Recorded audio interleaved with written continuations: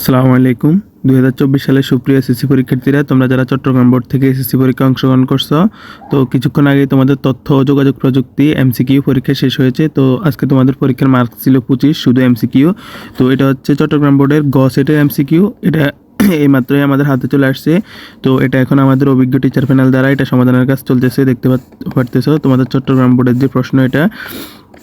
তো এটা সমাধান শেষ হয়ে গেলে কিন্তু আমরা আমাদের চ্যানেলে আপলোড করে দিব। এটা সমাধান শেষ হতে সর্বোচ্চ 10 মিনিট লাগতে পারে।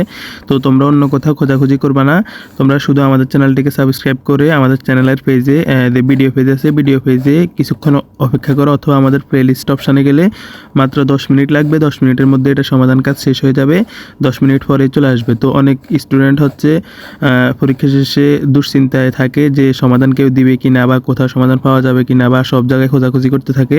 তো অন্য কোনো চ্যানেলে খোঁজার দরকার নাই, শুধুমাত্র আমাদের চ্যানেলটা সাবস্ক্রাইব করো। সাবস্ক্রাইব না করলে কিন্তু তোমরা সমাধানের ভিডিওটা পাবা না।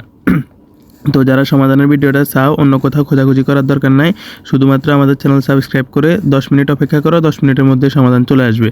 এবং কি যদি তুমি ভিডিওটা আপলোডের 10 থেকে 15 মিনিট পরে ভিডিওটা দেখো, তাহলে তুমি শুধুমাত্র আমাদের চ্যানেলে যাও, চ্যানেলে দেওয়ার পরে ভিডিও অপশানে দেখবে সবার উপরে আছে, কিংবা একটু নিচের দিকে স্ক্রল করলে পেয়ে যাবা।